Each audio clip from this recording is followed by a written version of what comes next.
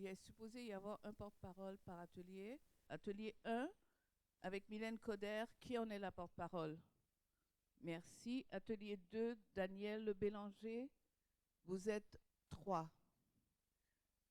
Atelier 3 de Julio, qui est porte-parole? Mélanie. Atelier 4 de Dalia, qui est porte-parole? Et l'atelier 5 d'Amélie, c'est vous. Alors, on a à peu près 1 heure de temps. On rappelle que c'est à peu près 5 minutes pour faire les comptes rendus d'atelier. Alors donc, atelier numéro 1, permis de travail, accès à la résidence permanente et recrutement. Atelier présenté par Mylène Coder. Vous allez vous présenter et puis je parle le compteur pour 5 minutes. OK, ça c'est le défi. Puis ceux qui étaient dans l'atelier 1, je vous invite à la fin, en période des questions, à compléter parce qu'on n'a pas eu le temps de valider le résumé. Donc je me lance, mais je vous invite à compléter. Donc Claire-André Cauchy, aux communications, syndicat des métallos. On avait dans notre atelier, donc c'était permis de travail fermé, accès à la résidence permanente et recrutement. On a beaucoup parlé du recrutement parce que celle qui a fait la mise au jeu, Mylène Coder, vient de déposer sa thèse là-dessus spécifiquement sur le recrutement des travailleurs agricoles au Guatemala. Donc, elle avait une enquête terrain là, vraiment intéressante à nous exposer, où on comprend finalement que ça coûte cher s'en venir ici pour les travailleurs agricoles guatémaltèques. On parle d'en moyenne 1 200 $ en frais licites, légaux. Ça veut dire c'est la partie supérieure de l'iceberg, où est-ce qu'on a des frais de documents, de paperasse, de passeport, de visa, de certificat d'acceptation du Québec, 216 $ que le gouvernement du Québec charge, des documents officiels, des frais de déplacement aussi, parce que le recrutement se fait dans la capitale, puis les gens sont souvent dans les régions rurales. Ça, c'est la pointe de l'iceberg. Donc 1 200 $, mais en dessous, il y a souvent, au total, on parle de frais des fois de 3 000 à 5 000 $. Des frais de référence, là, il y a beaucoup d'informels où on demande à être recommandé. Ils embauchent surtout des hommes, des femmes vont dire, ben, y a-t-il moyen de mettre mon nom dans la liste? On n'a pas tout à fait la grandeur requise, puis les agences cherchent des grandes personnes, mais là, il y a des façons informelles de contrecarrer, et ça fait qu'on se ramasse avec du 3 à 5 000 $. Le salaire moyen, comme nous expliquait Mme Coder, c'est de 200 à 250 $ par mois. Donc, on imagine, à ce prix-là, on n'arrive pas à faire vivre nos familles, on s'endette déjà, donc les gens arrivent ici endettés. Et là, ça vient accentuer toute la problématique des permis de travail fermés, parce que, ben, tu sais, qu'est-ce qui arrive si on ne fait pas l'affaire? Qu'est-ce qui arrive si on a 20 heures semaine au lieu de 40, ce qui était prévu? Si après 2 mois, on est retourné chez nous au lieu de travailler 8 mois, ben, on n'arrive pas à voir ce qu'il faut pour rembourser la dette. Donc, ça accentue encore plus la précarité des travailleurs qui sont ici. On a eu dans notre discussion, il y a été question, on s'est demandé est-ce qu'il ne faudrait pas que les gouvernements, Québec, Canada, deviennent un acteur dans le recrutement plutôt que de laisser ça seulement à l'entreprise privée. Puis finalement, en bout de ligne, on sait très bien que c'est les travailleurs eux-mêmes qui se retrouvent à payer pour travailler, alors que c'est pas une marchandise, le droit de travailler, là, c'est un droit. Donc, est-ce que Québec et le Canada ne pourraient pas jouer un rôle puis aller directement recruter? Donc, c'est ouvert la discussion. Je pense même qu'on s'enlignait pour en faire une recommandation en atelier vers la fin de nos discussions. OK. Il y a un hiatus aussi qui a été mis au jour entre... Il y a des gens qui viennent ici, peut-être au niveau des travailleurs temporaires plus permanents, là, qui viennent à l'année longue, qui sont recrutés et qui viennent ici avec une perspective d'immigration permanente. Ils ont un projet d'immigration au Québec et ben, finalement, il n'y a pas de débouché en conséquence à l'autre bout. Donc, est-ce qu'il n'y a pas un problème au niveau du recrutement et au niveau de l'accès à l'immigration permanente une fois rendu ici?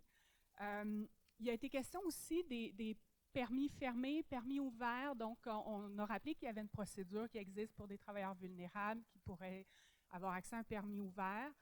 en cas d'abus notamment. Et là, quelqu'un de la CNESST faisait remarquer que oui, mais des fois, on a une lésion professionnelle, puis il y a des travailleurs qui pourraient être en emploi, dans un autre type d'emploi, mais ils sont restreints parce que ils ne peuvent plus faire la job pour laquelle leur permis a été donné. Et la perspective des permis fermés fait en sorte qu'on ne peut pas leur trouver un autre emploi convenable. Donc, ça a été mis au jour aussi. Je reviens en arrière, accès à l'immigration permanente, on a souligné que dans le reste du Canada, il existe un programme avec une passerelle vers l'immigration permanente pour les travailleurs agricoles, mais que le Québec n'en fait pas partie. Permis ouvert, oui, pour les travailleurs vulnérables, mais des fois, on a une stigmatisation aussi. Si quelqu'un a un permis ouvert, c'est probablement parce qu'il a dénoncé des mauvaises conditions de travail ailleurs. Donc, des fois, il peut avoir de la misère à se retrouver une job en lien avec ça. Merci.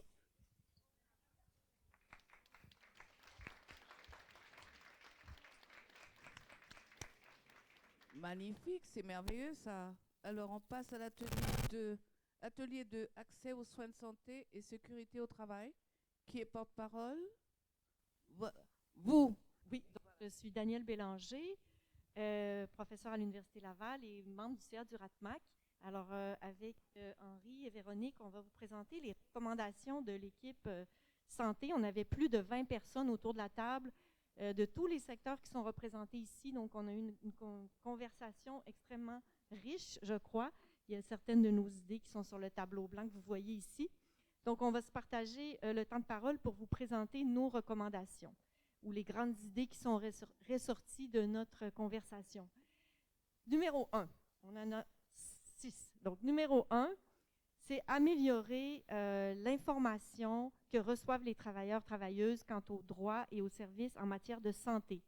Donc, on a parlé de formation pré-départ, formation à l'arrivée, qui serait systématique, obligatoire pour tous et toutes. On a parlé aussi de préparer cette information via des moyens de communication appropriés avec une information qui est vraiment qui va rejoindre les travailleurs. Donc, il y a beaucoup d'écrits qui se fait, beaucoup de documents qui circulent, mais qui n'atteignent pas forcément les travailleurs. Donc, numéro 2, accès aux soins. Donc, ça, c'est ressorti, bien sûr. Retirer, on va dire, l'espèce de pseudo-responsabilité aux employeurs de faire le lien entre les travailleurs et les soins de santé.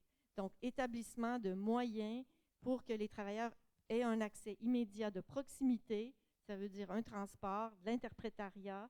Il y a des acteurs gouvernementaux autour de la table qui nous ont dit chaque service gouvernemental ne peut pas avoir sa banque d'interprètes. On doit avoir un service centralisé pour tous les acteurs du gouvernement.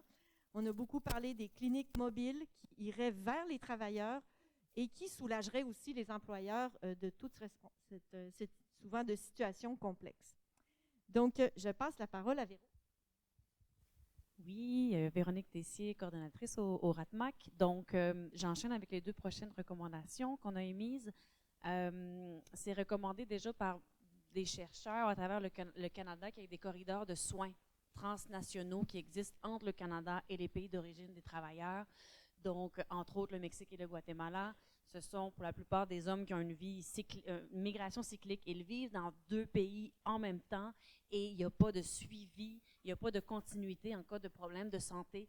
Donc, ça peut nuire au droit à l'indemnisation, par exemple, si le travailleur se lésionne ici au Canada.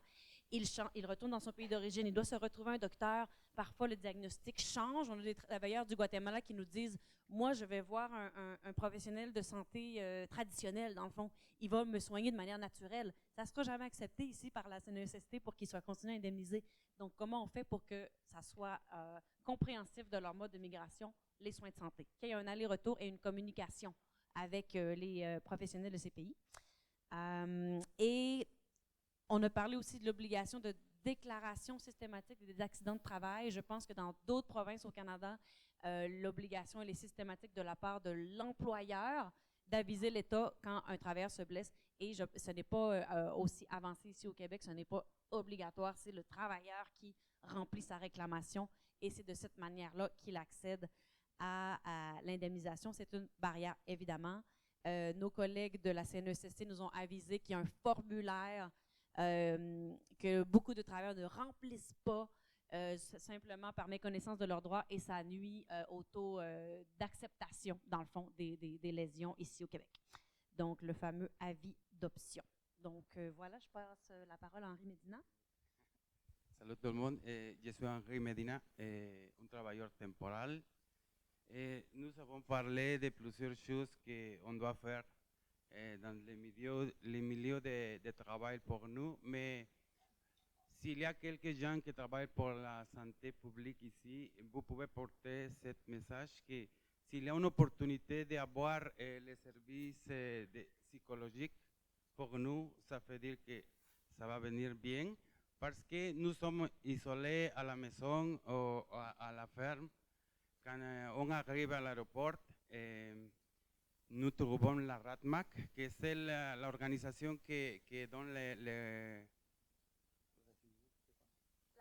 l'accueil. Oui, désolé, je manque à 2 ou 3 mois, mais nous avons parlé de ça. S'il y a quelques gens là, vous pouvez dire de nous aider d'avoir ce service. Ça va faire très bon. Aussi, s'il y a quelqu'un là qui travaille pour le gouvernement, nous parlons des problèmes avec les travailleurs, mais aussi il y a la personne qui fait les problèmes, c'est les employeurs. C'est que la pression que le gouvernement fait pour les employeurs, on ne sait pas. Mais si vous pouvez faire quelque chose, on va remercier tout le temps. Et avant de sortir, je vais remercier à la RATMAC parce que la RATMAC, avec le licenciado Michel Pilon, me a sauvé la vie ici au Canada parce que j'ai parlé espagnol solamente après mon accident. Je commence pour apprendre la langue. Mais ça veut dire que la langue nous donne la force de défendre notre droit. C'est tout et merci beaucoup.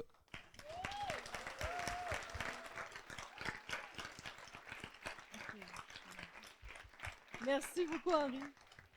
On a en 10 secondes 3 recommandations très ponctuelles pour l'accès au régime d'assurance maladie du Québec à l'arrivée pour tous, PTET indépendamment du pays d'origine, RAMQ pour les personnes qui obtiennent le permis ouvert dans le cadre du programme permis ouvert pour travailleurs vulnérables et interdiction pour un employeur de révoquer la couverture RAMQ pour un employé qui n'est plus dans son entreprise.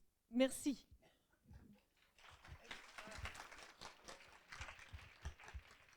Merci, merci infiniment. Merci beaucoup. Atelier numéro 3. Elle est déjà prête. Accompagnement et accueil pour les communautés pour un parcours migratoire plus humain. Merci, madame. Alors, nous, de notre côté, on était plus axés sur le travail terrain auprès des travailleuses et des travailleurs, l'accompagnement, le soutien. Et on avait la chance d'avoir à notre table quand même des gens qui ont été des piliers dans le développement des services aux travailleurs et le soutien. On avait Julio Lara qui était avec nous, qui était au TRAC 501, qui ont été parmi les premiers syndicats là, à vraiment développer une proximité avec les travailleurs, particulièrement du secteur agricole. Et puis, il y avait aussi Daniel Pellerin, qui est président du conseil d'administration du RATMAC, mais grâce à qui une organisation comme le RATMAC peut exister, grâce à Somos Hermanos et au rassemblement des différentes pastorales sociales dans un objectif d'être à l'écoute des travailleurs, d'aller vers eux, d'aller les rencontrer.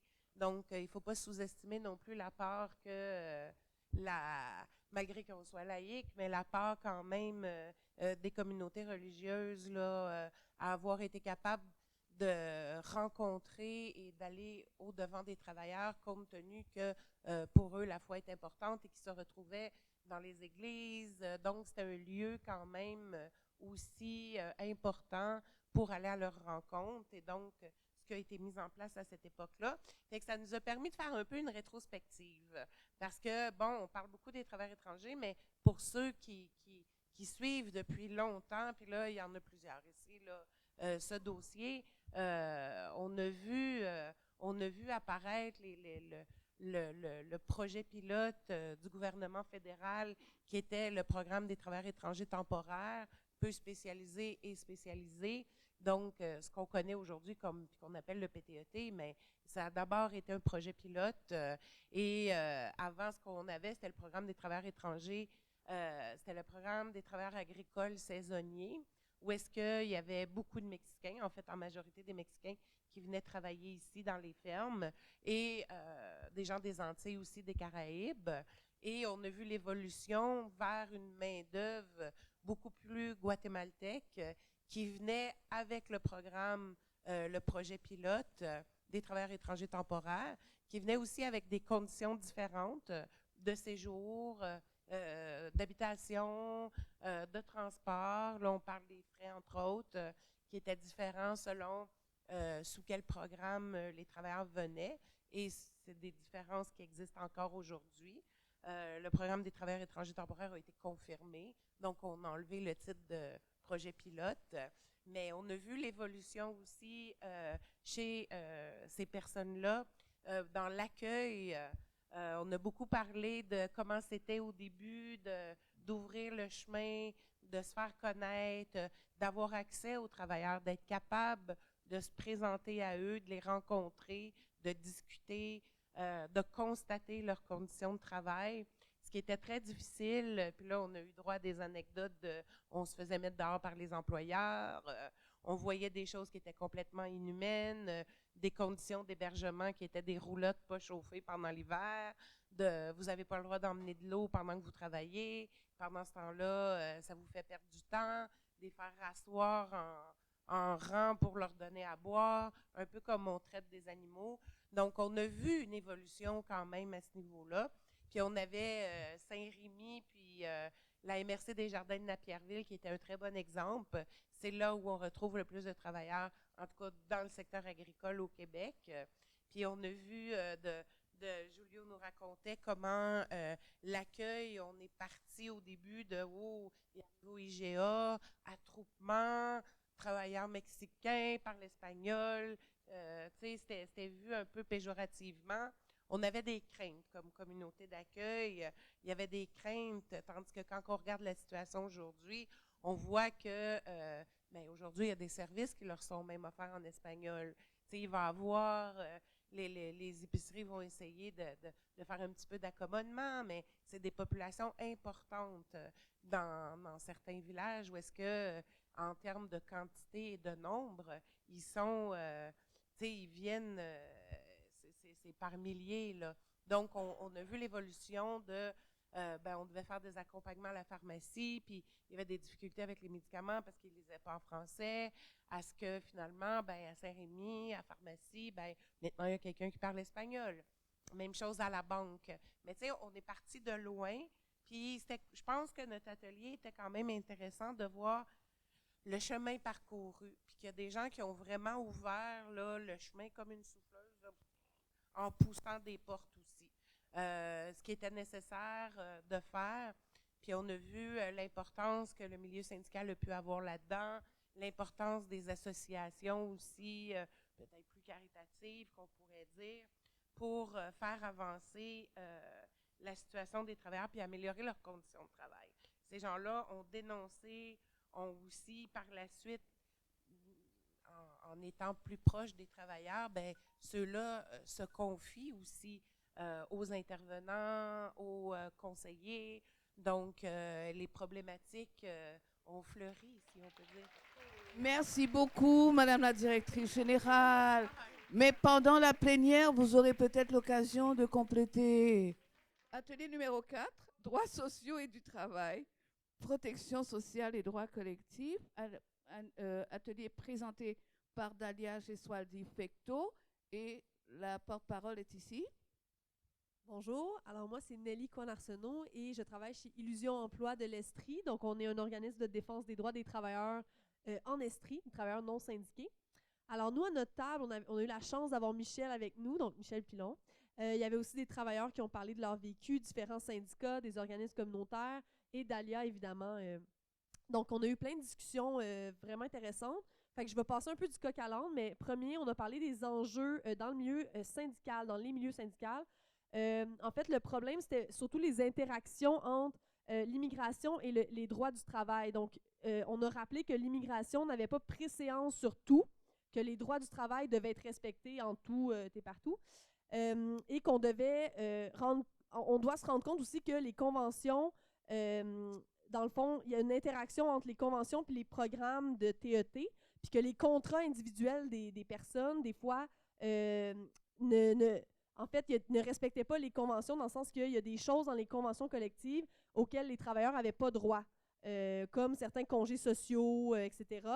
Et que, justement, il y avait des organismes qui avaient, par leurs idées, fait des assemblées uniquement en espagnol avec les travailleurs pour adapter, justement, avoir des normes sur le logement, avoir des congés sociaux spécifiquement pour eux, donc qui pouvaient retourner dans leur pays lors d'un décès, par exemple. Donc, c'était avec les syndicats que c'était leur initiative, mais qu'il y avait des enjeux à ce niveau-là, des conventions versus les vrais contrats. Et souvent, quand il y a un contrat du travailleur, justement, qui a son nom dessus, il se réfère plus à son contrat qu'à sa convention collective, souvent parce qu'il ne peut pas la lire ou parce qu'il y a des enjeux par rapport à ça.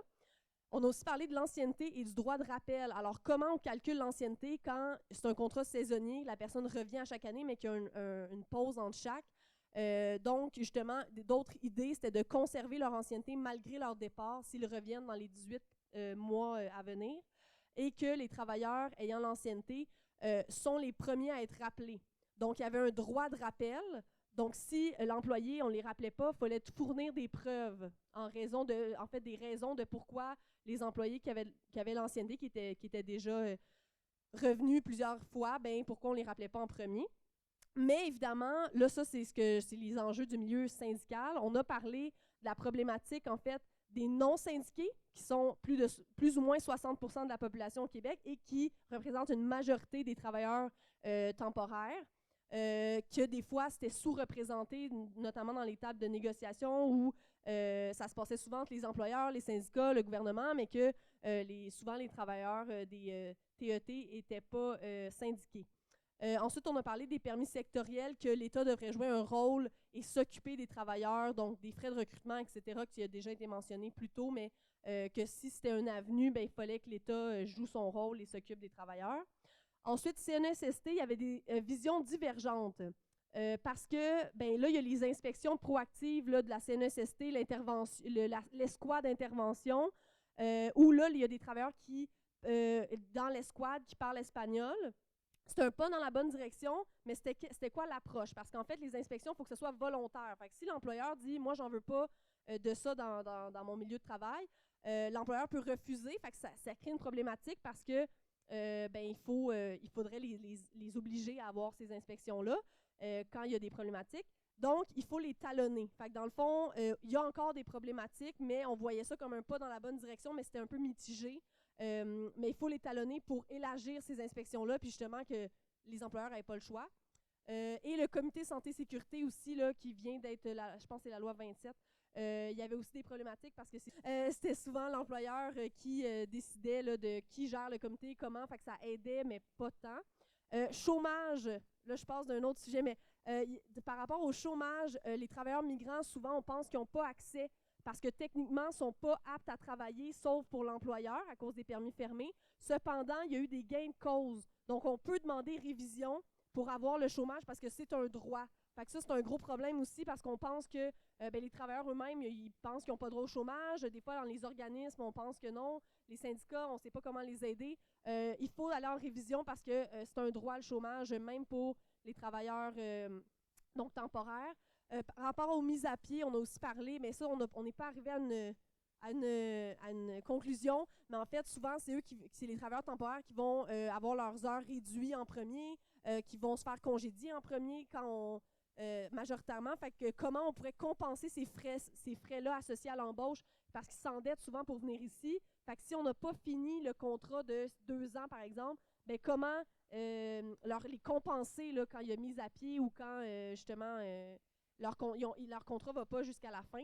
Et je termine là-dessus, mais on parlait des alliances entre les syndicats et le communautaire parce qu'il y a un chevauchement entre le communautaire et les syndicats Puis parfois, les travailleurs vont vers des organismes communautaires avant d'aller voir leur syndicat parce qu'ils les associent à l'employeur, fait qu'ils ont peur des représailles. Fait que comment collaborer? On est complémentaires, on a 2 expertises différentes, fait qu'il faut travailler ensemble, il faut résister aussi à la professionnalisation du communautaire et des syndicats, parce que les gens de la base, c'est fondamental dans nos organismes et dans les syndicats. Donc, il faut juste s'outiller. Les organismes, on est essoufflés et on veut de l'aide. Donc, on est très ouvert, fait qu'on veut collaborer, on ne veut pas être en guerre contre le syndicat, on veut que les organismes communautaires, les syndicats, on rayonne ensemble pour aider et voilà, solutionner. Merci.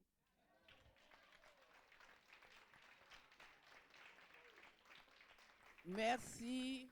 Alors donc, dernier atelier, Solidarité internationale. Et la porte-parole est... Gracias. Bueno, pues verdaderamente fue un reto porque la reflexión fue muy rica y muy intensa en la mesa número 5 sobre solidaridad internacional. Y bueno, se destacaron hechos como de que ser migrante conlleva ser explotado. Se habló de los trabajos que más sufren discriminación, como en la agricultura, los trabajadores que hacen actividades en el mar, el trabajo doméstico. También el hecho de que ser migrante significa tener muchas discriminaciones, como por el idioma, tener un sueldo precario, la pobreza, la necesidad de tener un salario para mandar a la familia, las condiciones precarias en el tema del acceso a la salud y a los servicios públicos, los riesgos adicionales que existen para las mujeres por la violencia de género, ¿verdad? Compartimos el hecho de que el sistema económico que propicia estas vulneraciones es el mismo que tenemos en los 3 países que estuvimos presentes, Guatemala, México, Canadá, y que conllevan además destrucción ambiental, acaparamiento de la tierra, que provoca una migración forzada. El hecho de que las compañías mineras canadienses que se han implantado en nuestros países han provocado despojo y empobrecimiento en los lugares y por lo tanto una migración forzada. Cómo los tratados de libre comercio nos han vendido que eran lo mejor para el mundo, pero en realidad los tratados de libre comercio han traído muchísima explotación, explotación de los seres humanos y además de la tierra, del medio ambiente. Entre las alternativas que se plantearon, que son muchas, pues es considerar que la solidaridad puede ayudar a disminuir la competencia entre trabajadores que también existe y hacer que la solidaridad sean los ojos que vigilan y supervisan y que ven las acciones de los gobiernos y las acciones de las compañías, que sepan las compañías y los gobiernos que hay personas vigilando su actuar y esta vulneración que hacen de los derechos laborales y los derechos humanos. Apoyar la solidaridad internacional, pero también hacer alianzas con organizaciones locales que parece que hacen esfuerzos pequeños, pero que son grandes en la medida que apoyan a los trabajadores a tener otras condiciones. Reflexionar mucho en que la solidaridad no significa caridad. La solidaridad implica un apoyo mutuo entre trabajadores y trabajadoras del mundo y que esto es lo que puede mejorar las condiciones de todos, porque si se mejoran las condiciones de los trabajadores en sus localidades, es difícil que quieran migrar, pero que también, ya que están en los países como Canadá, en Quebec, pues haya este apoyo mutuo, esta solidaridad con ellos desde sus propias necesidades, escuchándolos para que conozcamos sus necesidades y se les pueda ayudar en lo que necesitan realmente. Ver que tenemos que trabajar en informar, educar y derribar este mito de que Canadá es el ejemplo de respeto a los derechos humanos. Derribar el mito, pero a la vez aprovechar este mito para decirles a los canadienses, miren, ustedes están diciendo que respetan los derechos humanos y sin embargo se están violando los derechos humanos de trabajadores migrantes, de trabajadores de otros países.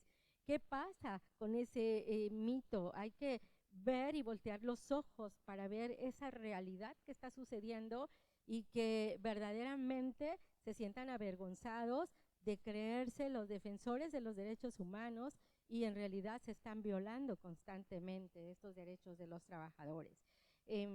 Sensibilizar con otras formas como las películas, los documentales, rescatar las experiencias de los trabajadores, buscar campañas de cartas que apoyen en los diferentes países, en las diferentes luchas que se están dando en nuestros lugares de origen, trabajar de manera conjunta, ¿verdad?, para visibilizar esta vulneración que se hace de los derechos.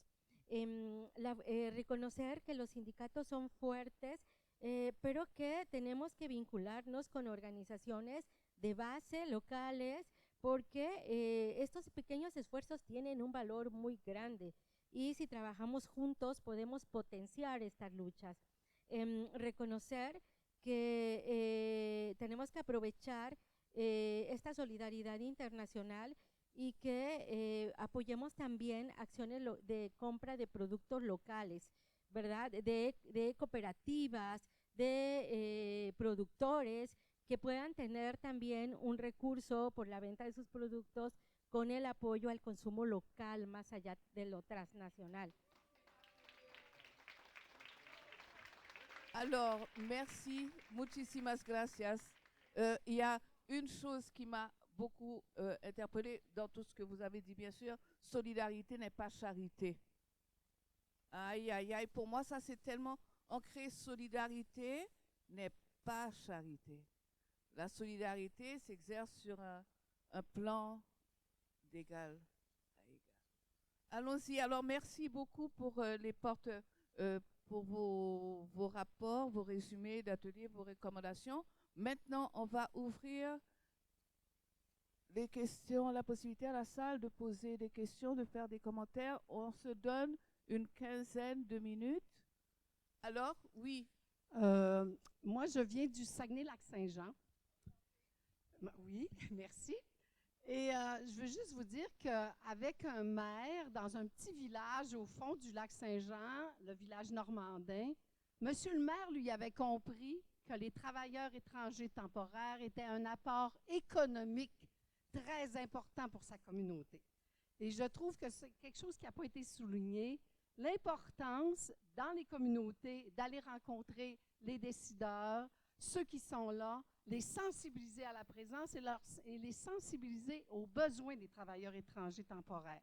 Après, on l'a fait à Saint-Félicien, la même affaire, et je peux vous dire que c'est un apport important, ça leur ouvre les yeux, puis quand on sait que, en tout cas, je ne sais pas, dans le temps, on avait fait l'étude, un 100 $ par semaine apporté par les travailleurs étrangers temporaires, dans un petit village comme Normandin, vous irez un jour, c'est pas loin du zoo de Saint-Félicien, Mélanie.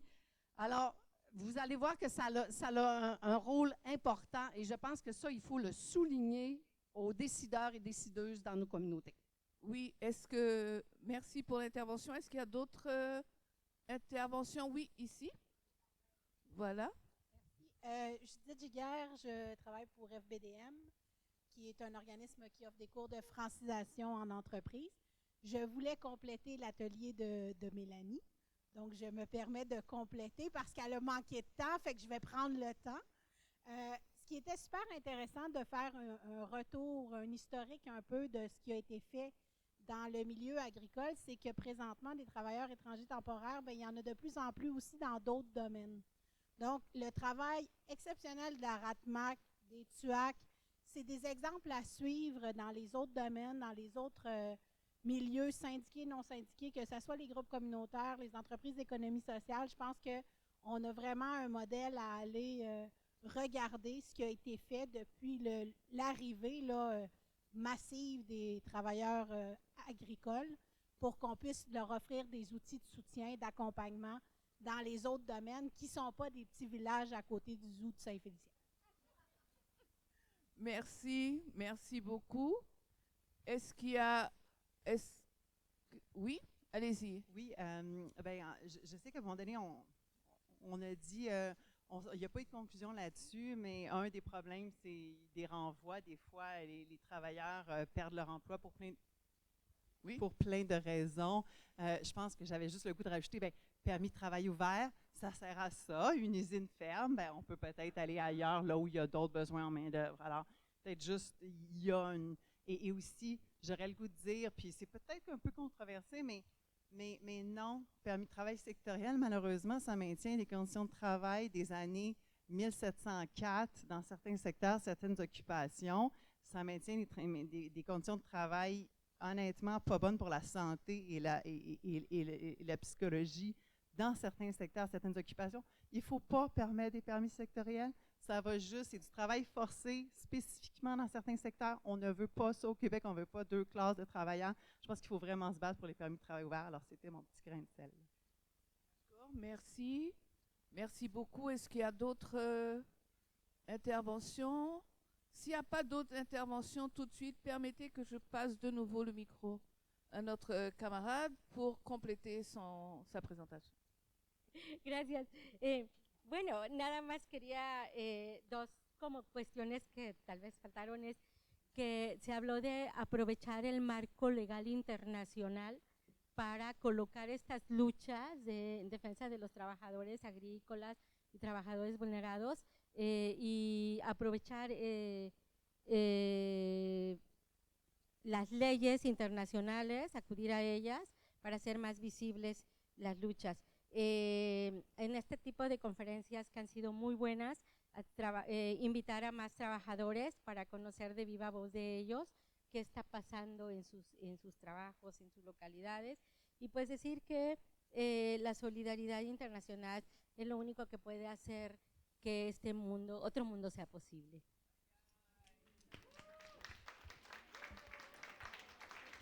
Muchísimas gracias. Oui, je vais passer la parole à Denise dans un instant, mais oui, allez-y. Alors moi, je voudrais relayer la parole de Paola, qui est ici présente, qui est la conjointe de Henri, et qui nous a proposé, quand on a fait une petite entrevue avec elle, que le MIFI octroie des CAQ rapides, d'urgence, pour les membres des familles des travailleurs accidentés en chirurgie ou hospitalisés. Ça lui a pris plus d'1 an à venir à la rencontre de son conjoint, alors qu'il a été entre la vie et la mort pendant un certain temps et en longue hospitalisation, réhabilitation. Donc, un traitement digne et humain et responsable de nos gouvernements envers ces travailleurs et leurs familles. Oui, merci. Bueno, yo preguntar sobre lo que comentaban en temas de salud mental. Entonces, saber si nos pudieran comentar ¿cuáles son los derechos, por ejemplo, que tienen las personas acá hablando del ideal en temas de salud mental?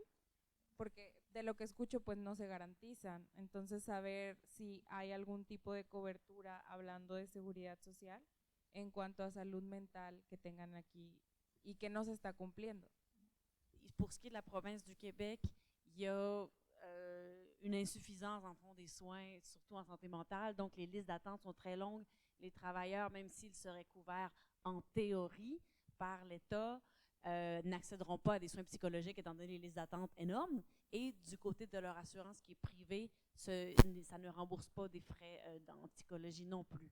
Donc, quelqu'un à la table nous a mentionné qu'il y avait un service peut-être de télémédecine avec Cowan, mais bon, c'est une rencontre à distance et juste pour y accéder, il y a des barrières, disons, technologiques. Moi, je pense que très peu de travailleurs y accèdent au final. Donc, sur papier, oui, mais dans les faits, pas vraiment. Ouais. Autre chose? Quelqu'un d'autre? Autre? Nada? Nadie? En milieu syndical, on a des travailleurs qui sont là à l'année longue. Ce n'est pas des travailleurs saisonniers. Ils peuvent passer 3 ans ici, puis voir leur famille 2 semaines. Et les besoins sont permanents, donc ça va être renouvelé de fois en fois. Donc, on peut se ramasser avec des gens qui sont sur un statut qui ne leur donne pas accès à tout ce qu'il y a dans la société québécoise, qui peuvent même vivre séparés de leur famille ad vitam aeternam parce que les passerelles vers l'immigration permanente ne sont pas là, ou quand elles sont là, elles sont vraiment difficiles. Donc, ça augmente. C'est un système qui est en train de devenir de plus en plus permanent, mais ça ne peut pas rester comme ça. Ce n'est pas fonctionnel, ça ne marche pas. Merci beaucoup.